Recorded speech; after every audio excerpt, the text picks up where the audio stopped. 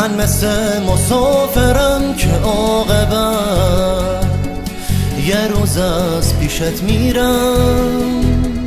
میرم اون جا که تنم رو به دل زمین بدم. از من و هرچی که مثل خاطر است به کسی چیزی نگو.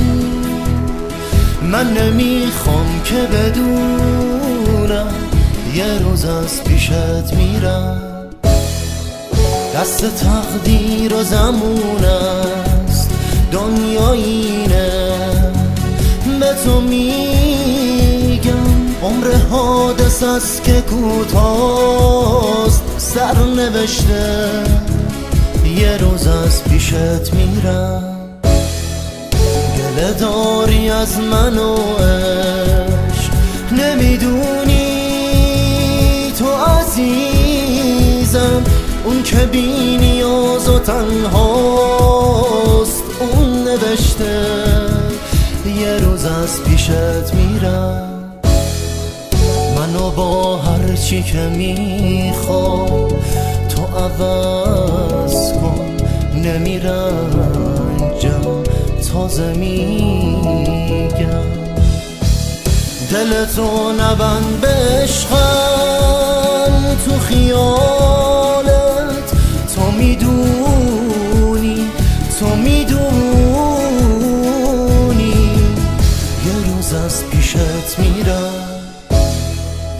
اگه از عمق نگاهم تو بفهمی، تو بدونی که همیشه تو باهامی.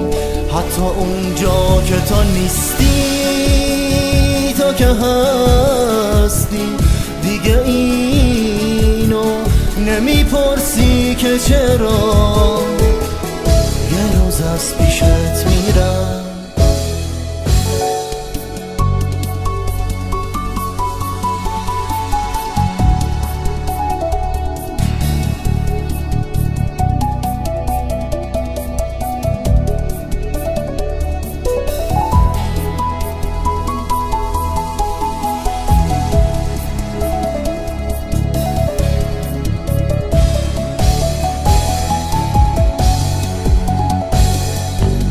من به خواب شیشه ایت سنگ میزنم، تو خیالم به موهات چنگ میزنم. نمیدونی که چقدر دوست دارم، روم نمیشه به خدا تو چشات نگاه کنم بهت بگم یه روز از پیشت میرم.